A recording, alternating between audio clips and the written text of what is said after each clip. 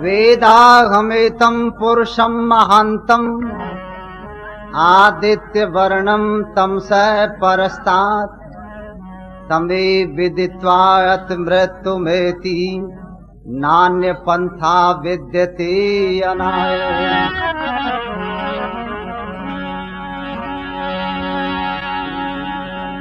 आगे बढ़ता जा रहा आज सकल संसार, जागो निद्रा छोड़ के ए भारत के नर नार। उपदेश सुने व्याख्यान सुने, उपदेश सुने व्याख्यान सुने, दुर्गुण द्वर व्यसन भुला न सके। पतितों के उदाहरण पाठ पढ़े, बिछड़ों को गले से लगा न सके। गीता रामायण बहुत पढ़ी, पर फूट से पिंड छुड़ा न सके। बस में जिनके आनंद बसे, अब तक न उसे पहचान सके। धन्य प्रकाश वही जग में, जो कि धर्म पे दीप समान जला है। विघ्न बवंडर आने पे भी ध्रुव लो, सदमार्ग से न टला है।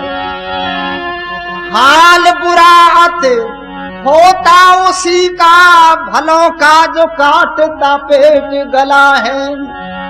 धैर्य न छोड़िए बंदो कभी सच जानिए, अंतो भले का भला है।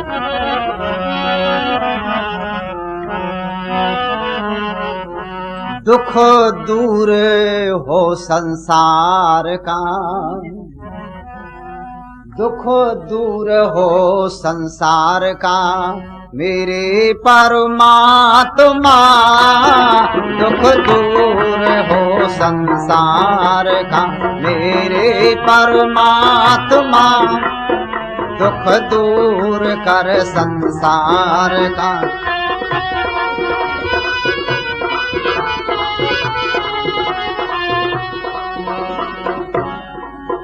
जिस वक्त मेरे देश में सूरज निकलता है, अनगिनती गौओं पर कटार चलता है। जिस वक्त मेरे देश में सूरज निकलता है, अनगिनती गौओं पर कटार चलता है। जालिम की तीक्ष्ण धार का कब होगा खात्मा। दुख दूर कर संसार का, मेरे परमात्मा। दुख दूर हो संसार का, मेरे परमात्मा। दुख दूर हो संसार का। गुरुकुल खुले परमात्मा, जर्मन जापान में संध्या हवन हो, रोजाना तिब्बत ईरान में। गुरुकुल खुले परमात्मा, जर्मन जापान में संध्या हवन हो, रोजाना तिब्बत ईरान में। हो काबुल और कंधार का, हो काबुल और कंधार का राजा धर्मात्मा। दुख दूर हो संसार का, मेरे परमात्मा। दुख दूर हो संसार का, मेरे परमात्मा। मेरे परमात्मा। दुख दूर हो संसार का, मेरे परमात्मा। दुख दूर हो। अब तो हमारे बचने की, अब तो हमारे बचने की बस एक सूरत है। उस यदा यदा धर्मस्य की भगवन जरूरत है। अब तो हमारे बचने की बस एक सूरत है। उस यदा यदा धर्मस्य की भगवन जरूरत है। जल्दी दे भेज देश में कोई कृष्ण सी आत्मा, दुख दूर कर संसार का मेरे परमात्मा, दुख दूर हो संसार का मेरे परमात्मा।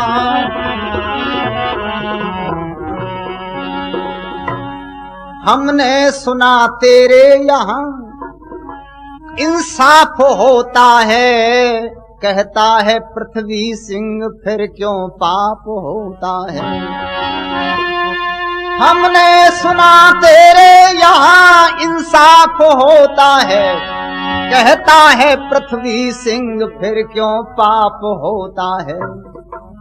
बीड़ा खाले वेद प्रचार का, झंडा उठा ले देश सुधार का, कोई भेज महात्मा, दुख दूर हो संसार का मेरे परमात्मा, दुख दूर हो संसार का मेरे परमात्मा, दुख दूर हो संसार का।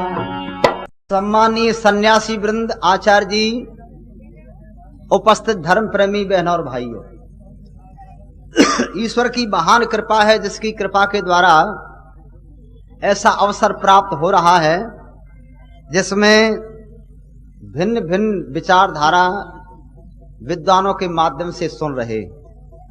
कल मैंने इस समय यज्ञ के संबंध में चर्चा की थी।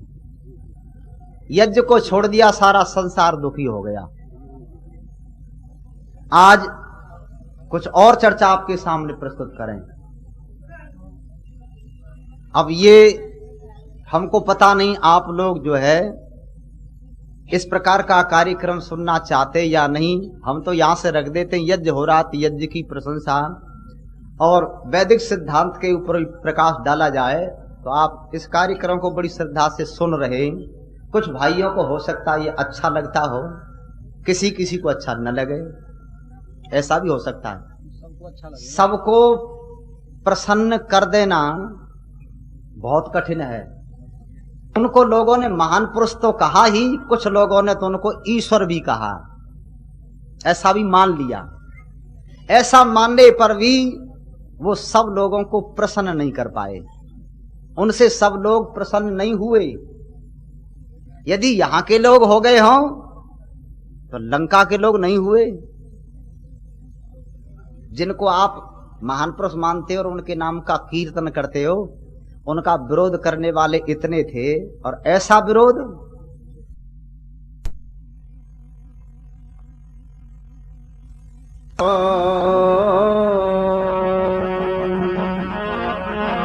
है। अच्छा, रोहतक में से किसी घरवाली को कोई चुरा करके ले जाए, वो आदमी समाज में फिर बैठ सकता है ऊंचा सिर करके?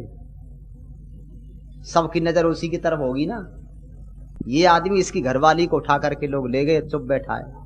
इतना विरोध किया जिसका कोई ठिकाना नहीं था। जिनको लोग भगवान मानते, कीर्तन करते, मर्यादा पुरुषोत्तम मानते, उनसे भी सब दुनिया के लोग प्रसन्न नहीं हुए। उनके बाद में एक महान पुरुष और आया जिसका नाम योगीराज कृष्ण। 5000 वर्ष पहले लगभग। देखो दोनों चित्र यहाँ लगे, शास्त्री संकेत कर रहे हैं, सुखदेव जी, दोनों चित्र यहाँ आर्य समाज हम उनको मानते हैं। बहनों और भाइयों, 5000 वर्ष पहले योगीराज कृष्ण का इस धरती पर आना हुआ। योगीराज कृष्ण ने क्या किया? एक परिवार की लड़ाई को रोकने का यत्न किया। इस परिवार की लड़ाई से सारे देश का नुकसान होगा, बहुत लोग मारे जाएंगे, इसको रोको। प्रयास किया योगीराज कृष्ण संधि कराने के लिए दुर्योधन के यहां गए, संधि कराने, और यह भी कहा कि झगड़ा समाप्त करो, 5 गांव दे दो। तब क्या कहा श्री कृष्ण से दुर्योधन? क्या कहते? ग्वाला, भीख मांगने में शर्म नहीं आती? राज्य कभी मांगने से नहीं मिलते, लड़ने से मिलते।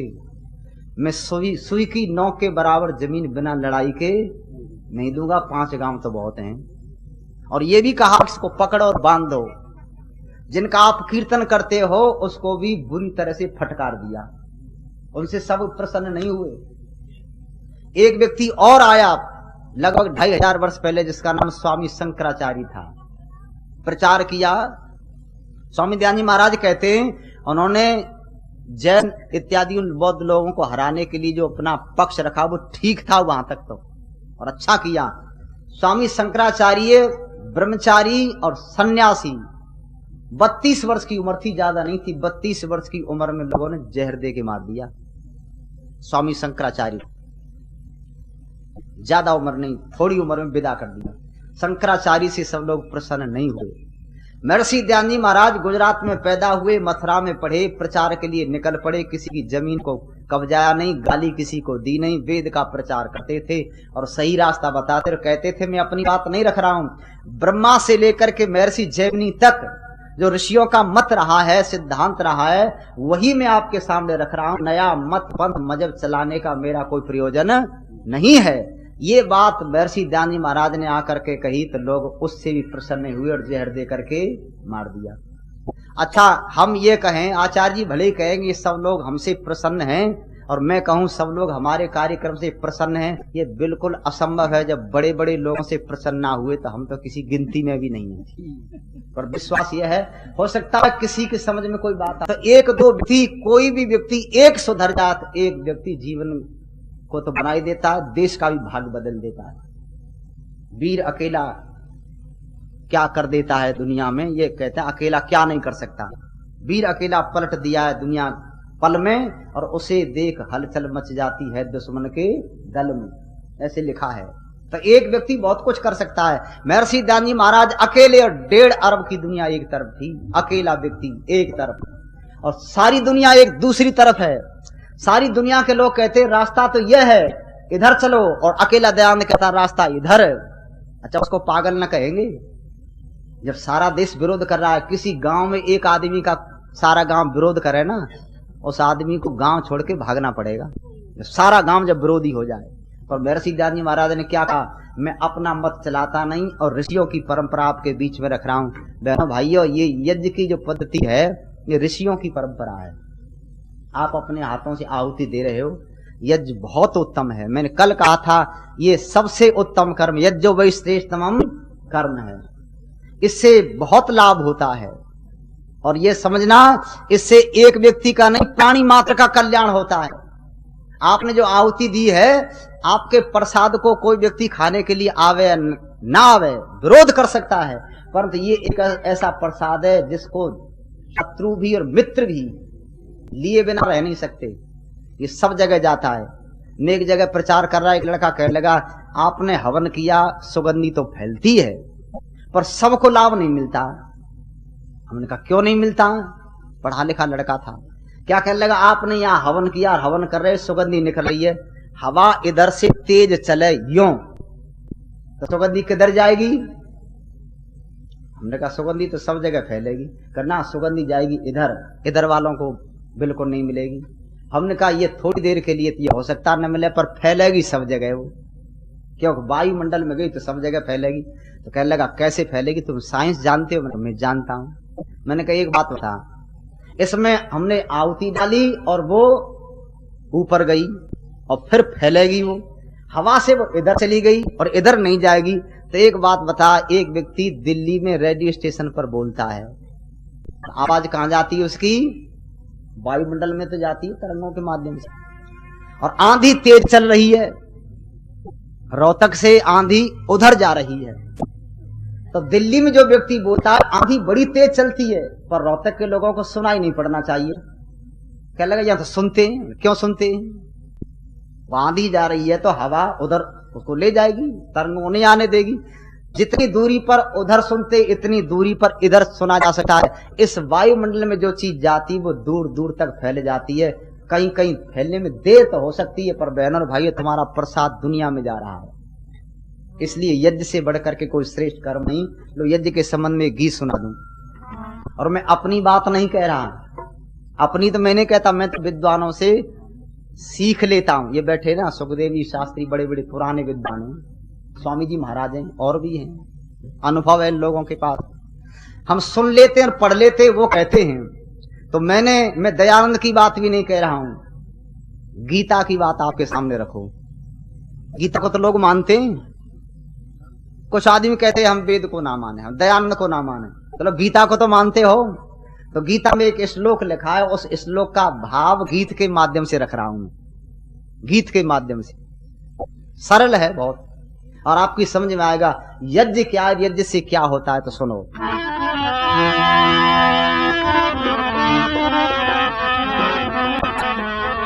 सुख में होगा सब संसार, नर नारी हवन रचाओ। सुख में होगा सब संसार, नर नारी हवन रचाओ। नर नारी हवन रचाओ, आचारी हवन रचाओ। सुख में होगा सब संसार, नर नारी हवन रचाओ। सुख में होगा सब संसार, नर नारी हवन। हो पावन पवन हवन से, टकराती ऊपर घन से। हो पावन पवन हवन से, टकराती ऊपर घन से। नभ से बरसे जल की धार, नर नारी हवन रचाओ। नभ से बरसे जल की धार, नर नारी